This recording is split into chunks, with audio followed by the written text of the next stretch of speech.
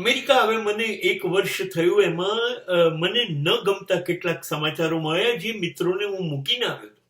એમાંના કેટલાક મિત્રોના મૃત્યુ થઈ ગયા. હવે આવું તો અમદાવાદમાં પણ બને છે. આપણી આજુબાજુ રહેતા માણસો મૃત્યુ પામી જ છે. અને આપણને ક્ષણિક આઘાત લાગે છે. મને પણ લાગ્યું. અને એની યાદો તાજી થાય છે. એની જોડે જીવેલા અનુભવેલા પ્રસંગો આપણને વારંવાર યાદ આવે.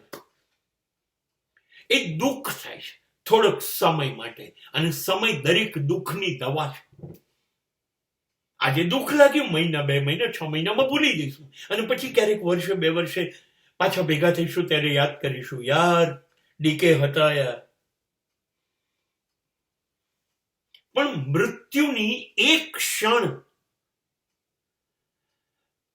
આપણને આઘાત આપે છે. મારે કહેવાનો મુદ્દો એ છે કે આપણા દરેકના મગજમાં રોજ આજુબાજુ, કુટુંબમાં, સમાજમાં આપણે લોકોને મૃત્યુ પામતા જોઈએ છે. આપણી આજુબાજુ મૃત્યુ રોજ ઘટે છે ક્યાંક ને ક્યાંક.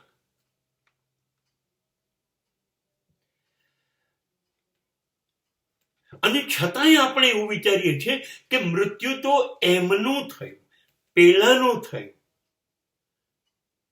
મૃત્યુ મારું થઈ શકે એવું વિચારતા જ નથી. આપણે હંમેશા વિચારીએ હું તો કાયમ જીવવાનો છું, હું મરવાનો નથી. આપણને કાયમ આ છે કે હું તો કાયમ 100, 200, 500 વર્ષ જીવવા આવ્યો છું. મૃત્યુ તો દુનિયાનું થાય, મારું થોડી થાય. એટલે આપણે તો એ નફટાઈથી, એ નાલાયકીથી જીવ્યા જ કરીએ છીએ. જેમ સવારે ઉઠીને સાંજ પડે એનો એ જ ક્રમ, કશું બદલતા નથી. આપણે બિલકુલ સાવધાન નથી, કેમ કે આપણને ખબર છે એ લોકો મરે, હું ના મરું. અને એટલા માટે તમે જુઓ, જેટલા સ્મશાન છે એ શહેરમાં નથી, ગામની બહાર છે. કે શહેરમાં કે ગામમાં હોય અંદર તો આપણી આવતા જતા નજર પડે. આપણે મૃત્યુને એટલી નફરત કરીએ છીએ કે સ્મશાનને પણ આપણે શહેરની, ઘરની બહાર કાઢી મૂક્યું. અને આજુબાજુ રોજ જોઈએ છે તો જીવન, કોઈના મૃત્યુ જોઈને આપણે સભાન થવું નથી. ખરેખર આપણને એટલો ભરોસો છે.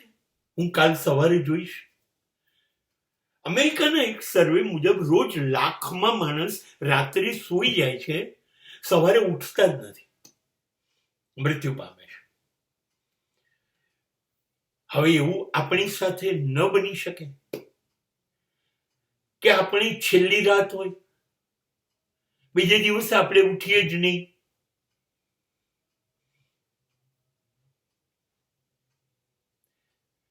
પ્રતિ પલ, પ્રતિ ક્ષણ શરીર તો ખવાતું જાય છે, ઘસાતું જાય છે. આંખ, કાન, જીભ, હાથ, પગ, હૃદય, ફેફસા, કિડની બધું ઘસાતું જ જાય છે. ક્યારે દબો દેશે શી ખબર. મૃત્યુને દરેક મિનિટે જીવવું જોઈએ. આવશે જ, હું એ પ્રમાણે જીવી લઉં. નહીં, we are enough careless. We don't love that. મૃત્યુની વાત પણ ન કરો, એવી વાત ન કરો. મૃત્યુની વાત પણ આપણે સહન નથી કરી શકતા. પણ ચેતી જવા જેવું છે. વારા પછી વારો, આજે મારો, કાલે તારો.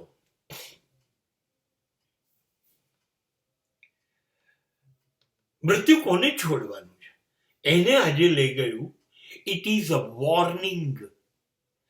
It is a warning to me. આ ચેતવણી છે કે આજે હું એના સુધી આવ્યો. એ રાજા હતો, રાષ્ટ્રપતિ હતો, વડાપ્રધાન હતો, ધર્મગુરુ હતો, મહાન કલાકાર હતો, ગમે તે, એને લઈ ગયો. વારા પછી વારો, કાલે તારા સુધી આવીશ. એટલે મને એવું લાગે છે કે દરેક મૃત્યુ એ આપણને મેસેજ આપે છે, વોર્નિંગ આપે છે કે બી એલર્ટ. ગમે ત્યારે આવીશું. There will not be any knock on your door. તમારા દરવાજે ટકોરા નહીં મારું.